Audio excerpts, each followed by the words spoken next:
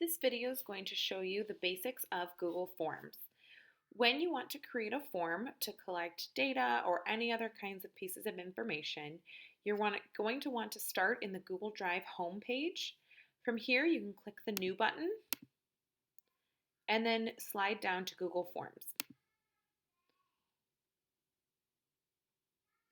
When you come here, the first thing I always suggest doing is titling your form so you'll be able to find it in your Google Drive.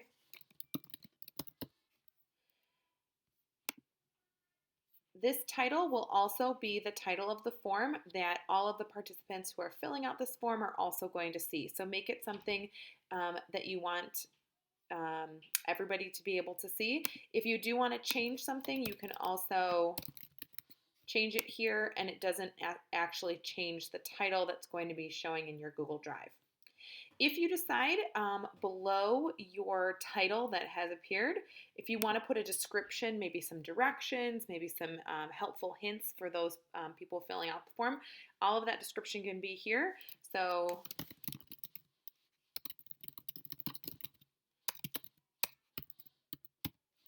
you can type whatever you need here. Once you're done kind of filling out the top basic information, you're going to want to start thinking about the types of questions that you're going to ask your participants to answer. So quickly before we start adding questions, I'm going to show you this toolbar over here on the side. You have an adding questions bar. You're able to add different types of questions. And the types of questions you can ask your participants are short answers. That's going to be a word or 2 words. A small text box will appear. A paragraph is going to be a much larger text box to give participants more space to type. A multiple choice question is going to be, as many options as you'd like, but participants may only choose one of the answers. So think of it like your basic assessment question. Which one is the correct answer in that case? A checkbox is going to allow participants to select multiple options. So if you're saying, which buildings do you work at, and participants might work at multiple buildings, you would be able to have check boxes. A drop down is exactly what I'm showing you right here, where you're going to select options from a drop down. Again, you're only choosing one option out of the menu that pops up. A file upload option is going to give people the ability to attach a file, whether it's an image, a PDF, a document, some kind of file upload. There's going to be a little box where participants are going to be prompted to upload a file. So this is really helpful as a teacher if you're collecting student information, as if you're someone that's wanting to collect information from parents, if you're a specialist and you're wanting to collect from different teachers and artifacts to show student learning, you can get that file upload here. Your linear scale is going to be your scale. You'll set the numbers on either ends of that spectrum, and you're going to also give the descriptor. So least to greatest, agree to disagree, however much you want to change that scale, you can do that. 3 is the minimum number, so it's 0 to 3, so that you can collect that information. A multiple choice grid is going to be questions where you have an X and a Y axis, and people are answering based on columns where there are descriptors. So imagine it's just multiple linear scales put together. A checkbox grid is going to be very similar to the multiple choice grid, but again, you're able to select more than one option per row or column. A date is going to allow you to put a date or time. So the date is going to allow you to have like a calendar feature that's going to pop up, so participants will all have the same formatting for how a date is collected. Or a time, same thing, a time where participants are going to be given a certain formatted time, so you can collect information that way. So when you're adding questions, you'll want to think about how you're collecting the information and how it's going to be presented in your responses. That might decide how you want to format your Google form here. And we'll talk about responses in just a minute.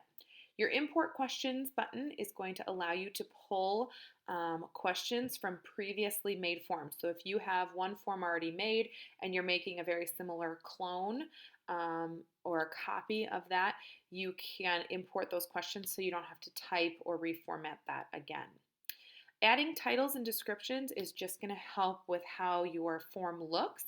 If you want to kind of break it up, if you need to add in additional descriptions, and those descriptions are going to act very much like this top part here, where you have a title, and then you're also going to have your description underneath or your directions for that particular section. If you needed to add an image, you can do so here. You can pull from your computer desktop, you can pull from Google Drive, Google Photos, or directly from the web. You can add a video directly from Google Drive or YouTube. And if you wanted to add a section, that's going to be like a page break where participants would click to go to the next page. So to kind of break up a lengthy form, you might want to add some sections. So let's go ahead and I'm going to pull up a Google form that I created to show kind of an idea of a form that's already built. So I'm going to go back to my Google Drive just so you can see in here. And I have a pre-made form here. So this was a needs assessment. Some of you might recognize this as something that you saw at the beginning of the school year. So I have my title, my description here. I added an image here just to kind of beef up the way that this form looks. I have a section break here so that participants don't feel overwhelmed by the length of this. You'll notice that when you have a section, you can choose to either drive participants to a specific page or to a submit form option. Each one of the sections is going to have a title and then again your description. Here's an example of that multiple choice grid. So again, my X and Y column. So I have all of my descriptors here at the top, and then I have all of my column or my rows here, and participants would choose one option per row. You've also got multiple choice questions. Here's that linear scale. Here's a paragraph text box. And then I also have some other options for a short answer is just going to be a smaller section for those participants to put that information. Okay, so once you create your form and you're ready to look at what this form looks like, you have some options in terms of customizing the theme. If I choose that, I can choose a header image, which is going to either bring up pre-made headers from Google. I can upload my own, or I can pop in a photo. So if you have something you want to theme based on what program you're in or what school building you're at, or something that's really important to you or your students, you can upload or drop in photos from either Google Photos or Google Drive. But there's tons of cute pre-made ones as well. You can choose theme colors. As soon as you choose a color, you'll see that everything kind of updates and changes. You can change your background colors. You can also look at your basic font choices. Once you've chosen your theme, you have your preview button. This is a super important button in terms of this is how you look at what a kind of a live form would look like. This is also the URL or the link that you're going to give the participants to actually take the form. So you'll notice that these URLs are crazy long. They have lots of characters in them. So you might want to consider either choosing a URL shortener or just embedding it into an email or something like that. But you'll see here I have my front page of my form. When I click next, you'll see that these forms are really kind of just simple ways to collect information. I'd be able to go through all of my different questions this way, and I can also choose to type other responses, things like that.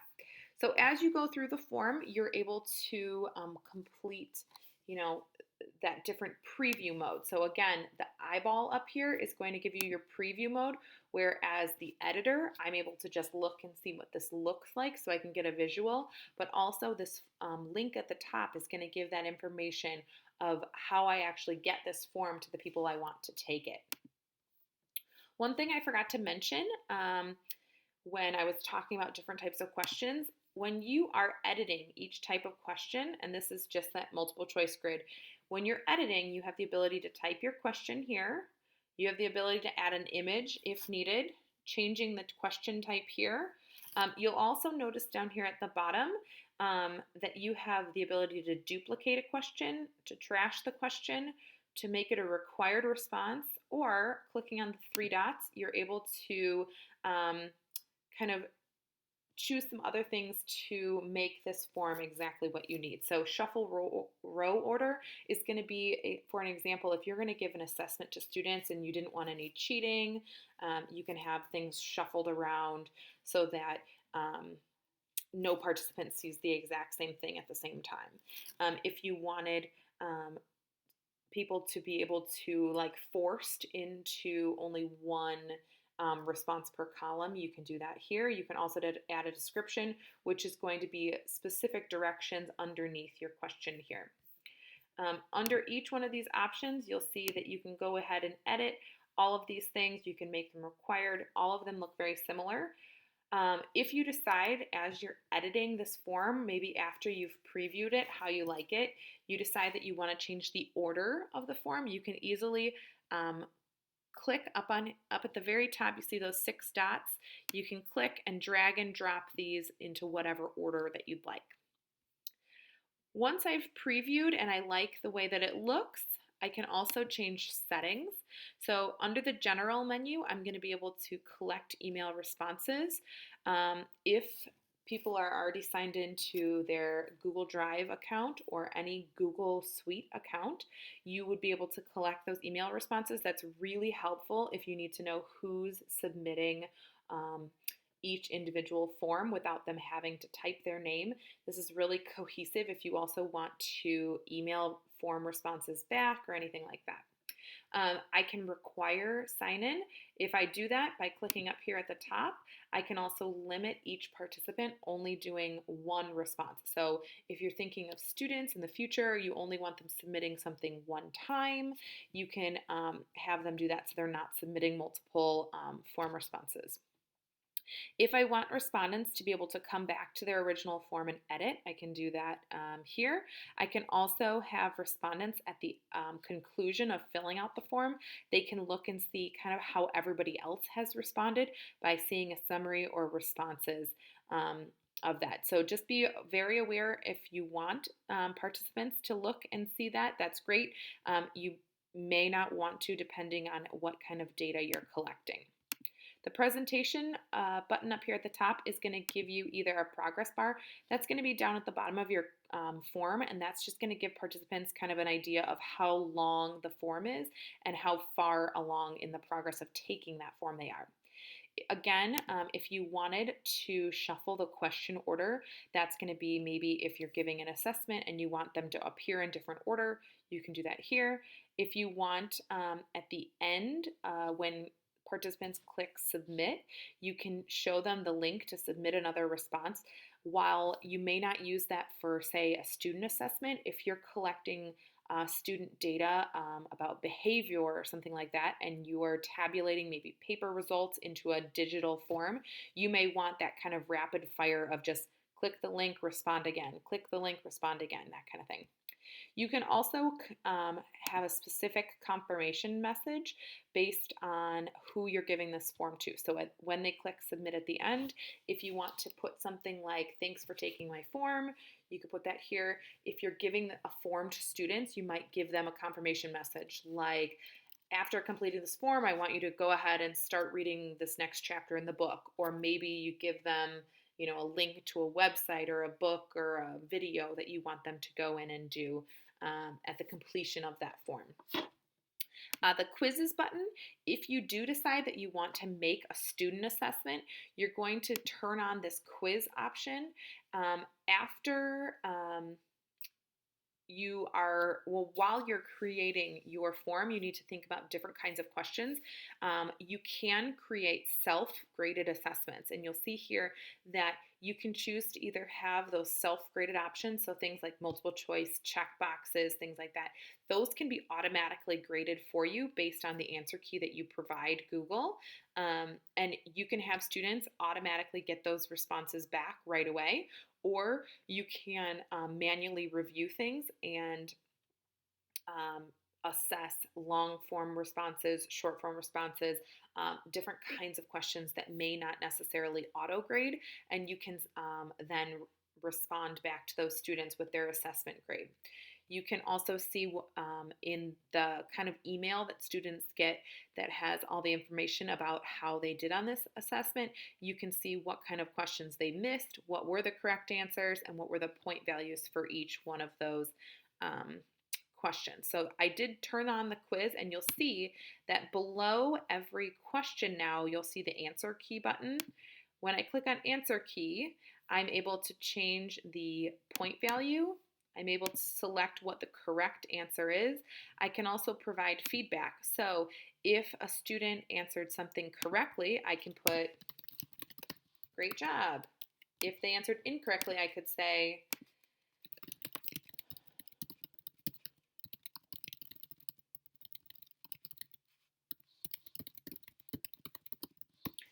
maybe give them information that's going to be emailed directly back to them. So you got the answer wrong. Here's maybe where you want to go back and look so you can review why you maybe got that wrong.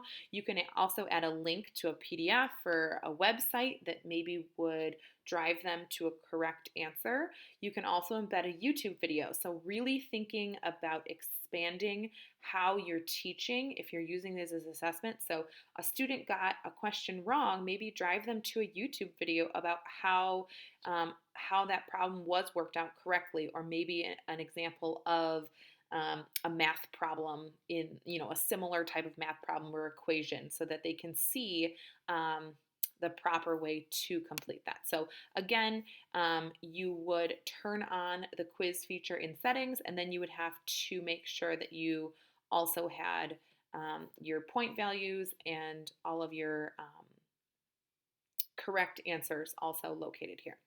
So once I come and I have my theme chosen, I've previewed, I've changed all my settings, I'm going to want to send this form to people. So by sending it, I, again, have the option of how do I want to send it? Do I want to collect email addresses to the people that I send, or do I want to send to email? So if I want to send directly via email, I'd start typing in emails, and this is going to be your body of your email. So here's your subject line, and here's the message. If I want to change all of the things that I say in my message, maybe I want to give some other information, I could also embed this form directly in the body of the email. If maybe a short email, you just want to collect some quick information, you can include it right in the email.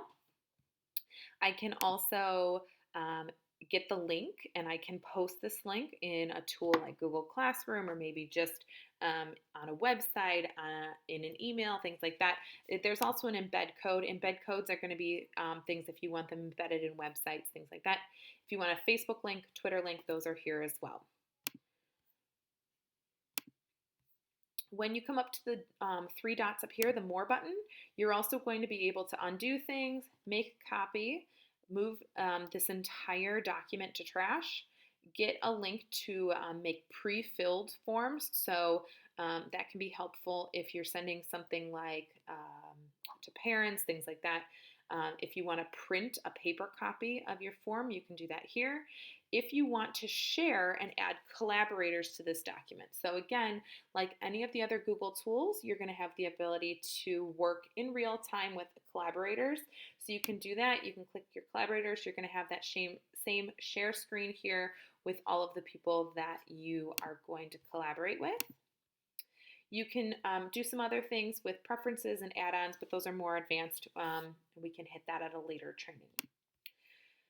Once you have sent this file out to people, you're going to go into responses. So you'll see here at the top, You have accepting responses. So maybe if you're giving this as an assessment or you're collecting information from people and you want to cut it off at a certain date, you can turn off responses and you can give people a response of why you're not accepting responses anymore.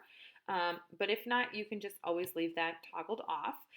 Again, you can see here as I go through the kind of data analysis that's pre-generated by Google. Under the summary is going to give me some basic insights. So as you create these forms, some of the analytics and data will be done for you in a really nice visual way. I'll be very honest. Some of the ways the graphs that are created don't make any sense. Like why this would be a bar graph is beyond my comprehension. But Google only takes, this was a, open-ended response and people, put whatever they wanted. So you'll see here that I had yes and no options. And then these are all those people that answered something other. So it's going to give you kind of a look at something. Again, this is not a great analysis, but it gives you a quick starting point of how you're looking and how your data is coming through. So like something like this, if I wanted to just get a basic overview of this tool and the question, I've got a quick overview. As I go through, they're kind of interactive in terms of, oh, I can see 21 people answered, 57 people answered, or 47 people answered. I can take and I can copy these charts and embed them quickly into any of my other tools like Google Drive, Google Docs, things like that. So I can quickly copy and paste directly from my form responses right into other tools by clicking onto my chart. So you can keep going through. All of these different responses are going to be in here. I can go back and look at question by question. So here's my first question, and I've got all of these different responses that I can look at question by question. I can also look at individual responses. So I had 127 people complete this form at the beginning of this school year, and I can look at, here's the first person who completed it, and they answered, and their responses. So again, I can go through and look, and this was the question we turned into a Google or a quiz. So you can see this is what it's going to look like as an assessment. So I can see this person answered it incorrectly based on what I put as the answer key. And I can go through and look at individual by individual. I can also scroll through. Had I collected email addresses, I'd be able to see their email address up here at the top. I can print individual responses as well, or I could trash an individual response if it's not a good piece of data to keep. Up at the three dots, I'm able to change some of those different things that I need. If I want to get an email notification every time someone completes this form, you can do that here. If you want to unlink, if you want to download, you can do all those things here. One of the most important things that I want to show you, though, is looking at how to take this information from this form here. If you click on the Sheets button, it's this green grid, you're able to quickly and easily get all of that information downloaded into a spreadsheet with all of my information. So if you're a data nerd and you want to really analyze this information, it's all going to be right here for you. You can then go in and do your formatting, your filtering, you can sort, you can do all kinds of different things. So I can quickly and easily group people together. I can analyze this data even more in depth. So that's a very quick view of Google Forms. One of the things you're going to want to remember, again, things auto-save for you, and this can be done collaboratively in real time with other people as well.